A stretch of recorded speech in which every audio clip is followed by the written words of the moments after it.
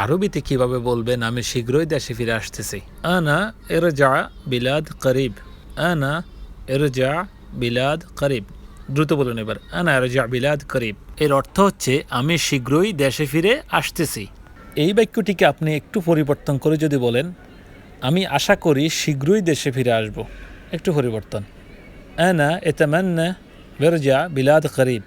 আনা এতামান্না বিরজা বিলাদ করিব, মানে আমি আশা করি শীঘ্রই দেশে ফিরে আসব।